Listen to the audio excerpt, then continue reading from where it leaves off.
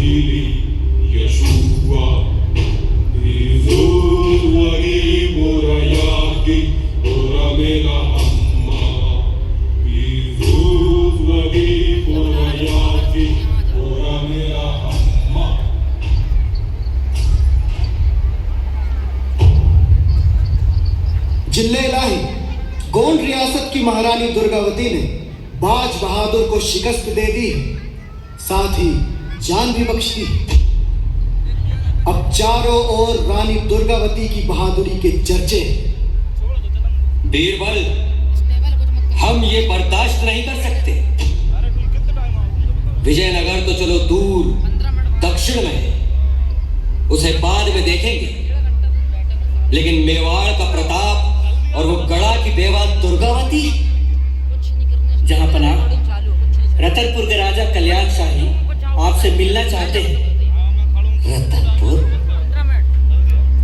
बीरबल, ये रतनपुर कहाँ है? जहांपनाह, गढ़ा राज्य के दक्षिण पूर्व सीमा पर है रतनपुर। अच्छा, इजाजत है। रतनपुर के राजा कल्याण शाही हाजिर हो। जहांपनाह का इकबाल बुलंद रहे। बताइए, हम आपके लिए क्या कर सकते हैं? जहांपनाह, गोंड राज्य की महारानी दुर्गावती ने जब से बाज बहादुर को मात दी है, हमें पता है, तब से हम पड़ोसी राज्य उससे बहुत डरे हुए हैं। अरे, वो कभी भी हमारे ऊपर आक्रमण कर सकती है। अगर ऐसा है तो उसने मालवा को अपने हाथ में क्यों नहीं ले लिया? अपने को महान दिखाने के लिए जहांपनाह, असलियत ये है कि ये मुगल सल्तनत को भी हथियाने की तैयारी कर रही है। अच्छा, भला वो किसके दम पर ऐसा कर रही है? एक तो उसे अपनी ताकत पर बहुत घमंड है हुजूर, दूसरा उसके पास एक नायाब हाथी सरमल और एक नायाब सलाहकार आधार सिंह है। इन दोनों को दरबार में हाजिर कराने का फरमान भेजो। क्या हुआ? अलीजा, अंदेशा है कि मूर्खतावश वो कहीं हुक्म की बेअदबी न कर दे। तब तो और भी अच्छा होगा।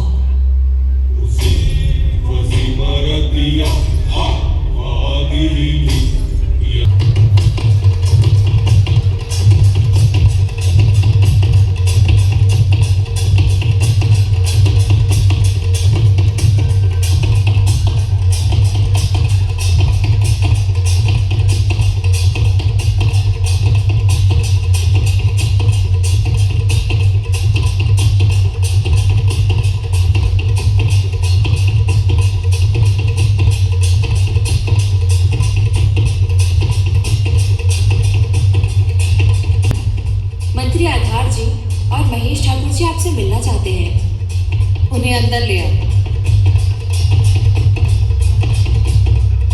कैसे आना हुआ आधार सिंह जी?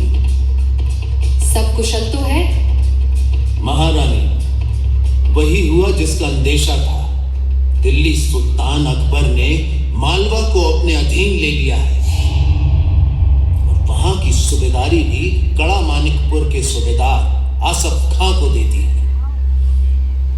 इसका मतलब ये हुआ कि अब हमारी सरहद सीधे मुगलिया सल्तनत को छूने लगी। जी महारानी, अब हमें मुगल सेना से लड़ने की तैयारी करनी चाहिए। सहमत हूं। हमारे पास तोपें नहीं हैं। तोप बनाने के लिए कुशल लोगों को ढूंढिए और दिन रात एक करके तोपें बनाना आरंभ कराइए। महारानी, मुगल बादशाह अकबर का संदेश लेकर एक दूत आया है। अंदर ले आओ उसे।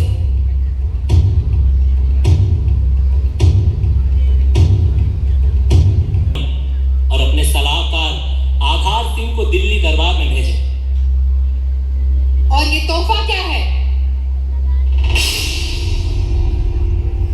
दमकते सोने का बना पिंजरा। आप अतिथि गृह में विश्राम करिए। हमारा जवाब लेकर जाइएगा। जो आज्ञा महारानी साहिबा।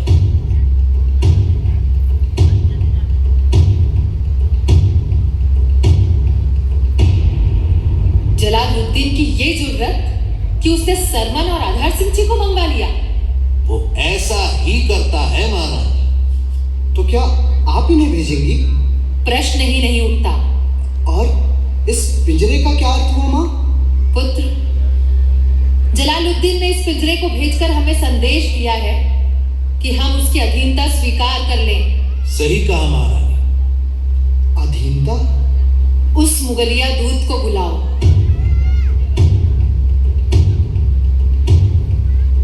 हुक्म महारानी। अब आप जा सकते हैं। और हाँ, अपने जहांपनाह से कहिएगा कि हम एक स्वतंत्र राज्य हैं, उनके गुलाम नहीं। उनके तोहफे का जवाब हम जल्द से जल्द देंगे। जो हुक्म महारानी। बहुत ही बड़ा अपमान है। अवश्य ही इसका उचित उत्तर आवश्यक है। अगर हम चुप रह गए तो इसे हमारी कायरता समझा जाएगा। वो तो ठीक है, परंतु उत्तर क्या दिया जाए? एक पिंजना बनवाइए, सोने का। पिंजरा? पिंजरा क्या होता है मां? उसने मुझे पिंजरा भिजवाया है ना। हम उसे कपड़ा बुनने का पिंजना भिजवाएंगे। उसके काम आएगा। परंतु सोने का?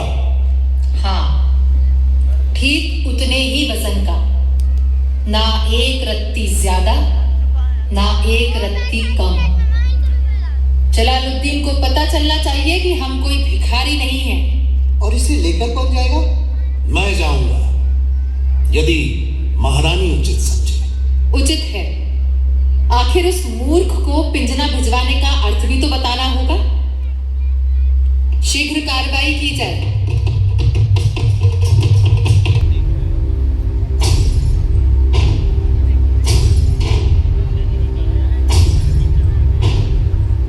जहांपनाह का इकबाल बुलंद रहे। जहांपनाह, गढ़ा रियासत के मंत्री आधार सिंह आए हैं। अंदर ले आओ।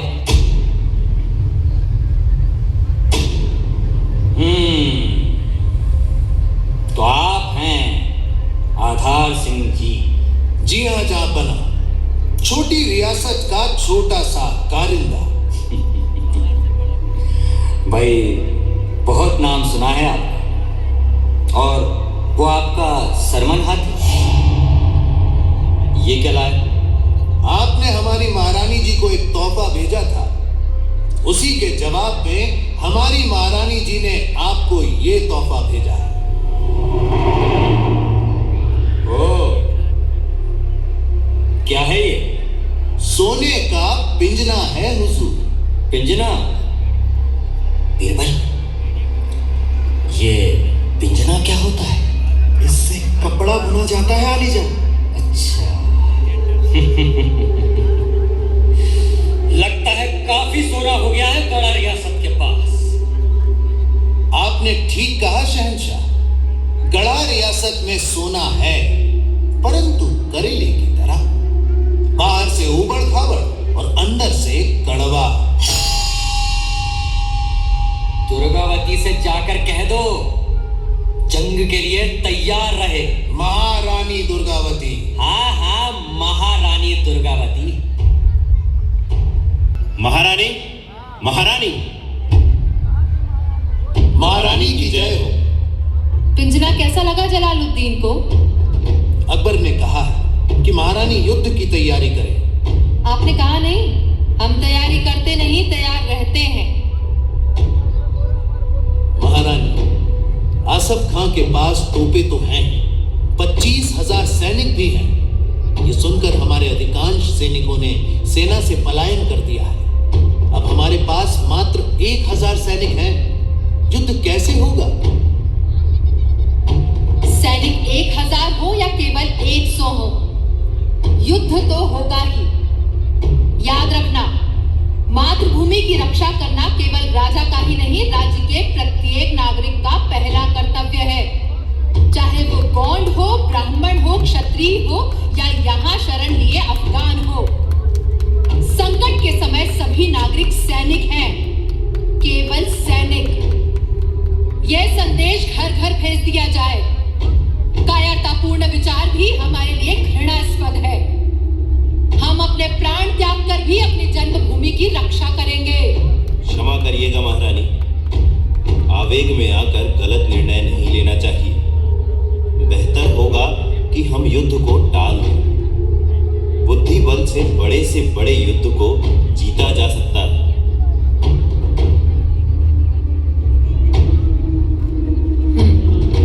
ठीक है, तो सबसे पहले हमें अपना शिविर गढ़ा के पश्चिमी जंगल की तरफ नरई में बनाना होगा, क्योंकि हम तो उस स्थान से पूरी तरह से परिचित हैं, परंतु हमारे दुश्मन नहीं।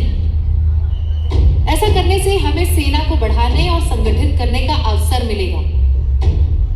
हमें शीघ्र ही यहाँ से चलना होगा। जो आज्ञा महारानी। रानी दुर्गावती ने शत्रुओं की विशाल सेना से निपटने के लिए छापामार नीति बनाई, जिसके अनुसार आमने सामने की लड़ाई के बजाय शत्रु सेना जब पहाड़ी दर्रों के बीच गुजरने लगे,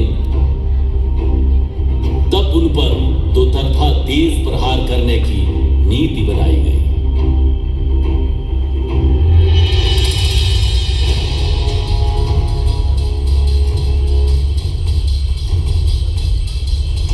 सावधान, शत्रु सेना दर्रों के बीच से आ रही है। हम लोग ऊंचाई पर हैं। मेरा आदेश सुनते ही आक्रमण कर दिया जाए।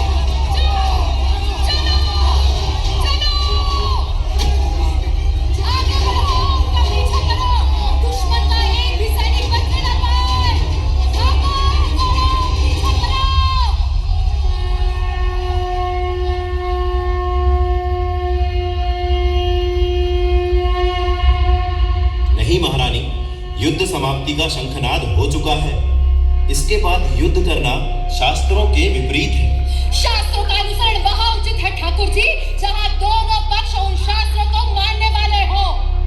यहाँ हमारे सामने विधर्मी यवन है, जो इन शास्त्रों को ही नहीं, इन शास्त्रों को मानने वालों को समूल नष्ट करने पर आमादा है। परंतु कम से कम हमें तो शास्त्रों का अनुसरण करना ही चाहिए महारानी। हमारे सैनिक भी थक चुके हैं, उन्हें भी विश्राम की आवश्यकता है महारानी। शिविर में चलो। मुझे यह उचित नहीं लगता आधार सिंह जी, फिर भी आप सबके कहने पर यह मान लेती हूँ।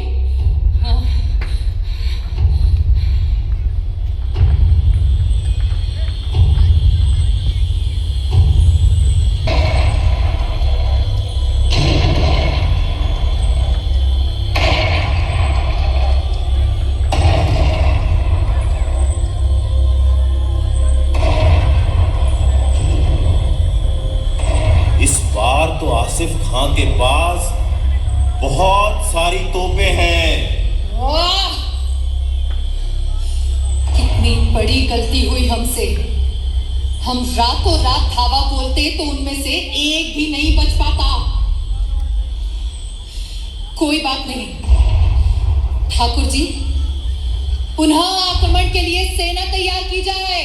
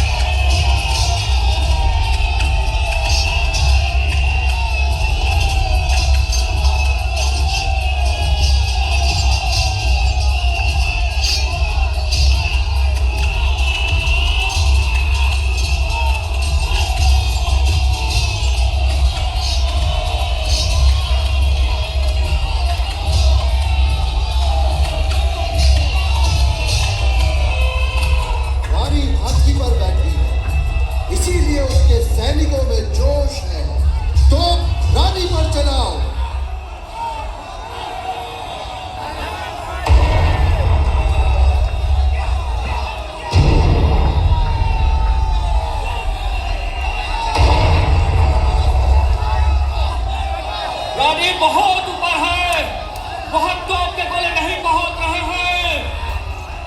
कुछ तीर अंदाजों को ऊपर भेजो।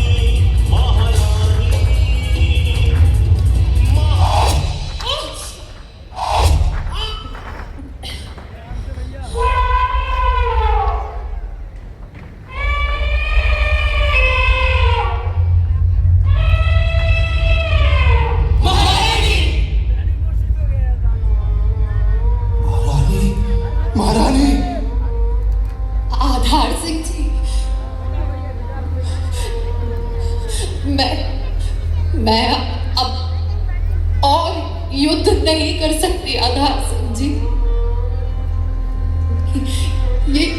ये शरीर मेरा साथ नहीं दे रहा।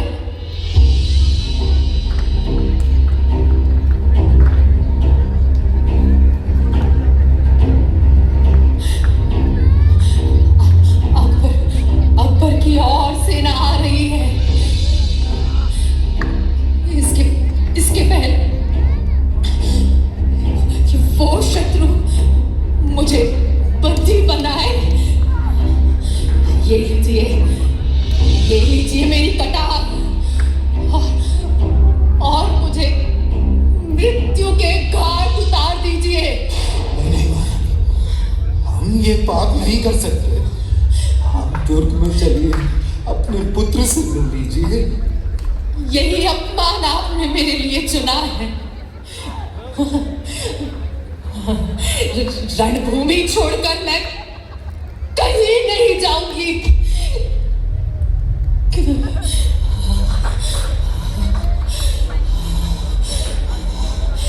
मैंने हमेशा माना कि जीवन और मृत्यु के बीच कोई दीवार नहीं होती। मृत्यु भी जीवन का अंश ही तो है। हे मातृभूमि, हे मेरी माँ, क्षमा करो मुझे माँ।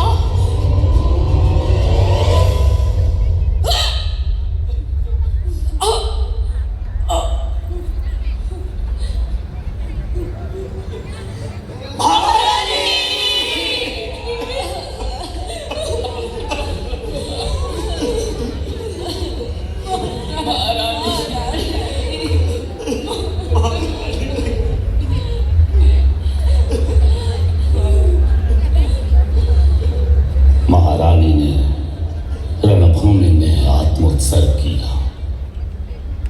उधर 2 महीने बाद मुगल सेना चौरागढ़ किले के अंदर घुसने में कामयाब हो गई। वीर नारायण ने अपने कुछ सैनिकों के साथ बड़ी बहादुरी से उनका मुकाबला किया और आत्म बलिदान किया। इस युद्ध से पूरे भारत में महारानी दुर्गावती की कीर्ति पताका फहरा उठी। मातृभूमि की रक्षा के लिए गौड़ राजवंश की महारानी दुर्गावती का बलिदान हजारों हजार वर्ष तक पूरे भारतवासियों को देश के लिए मर मिटने की प्रेरणा देता रहेगा। घोड़े वंश की अमर कहानी, कीर्ति ध्वजा फहराती रानी, अकथनीय है तेरी गाथा, जिस पर झुका हुआ है माथा। मातृभूमि के लिए समर्पित जिसका तन मन धन जीवन है, रानी दुर्गावती तुम्हारा वंदन है।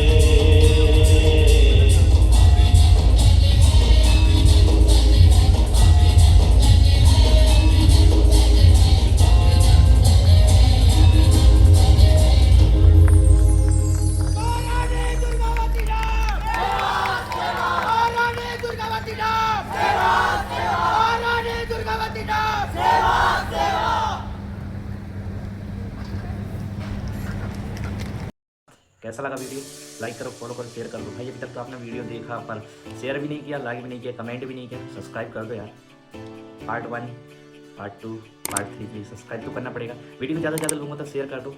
ये ऐतिहासिक नाटक है रानी दुर्गावती की और आदि उत्सव के उपलक्ष्य में हुआ था।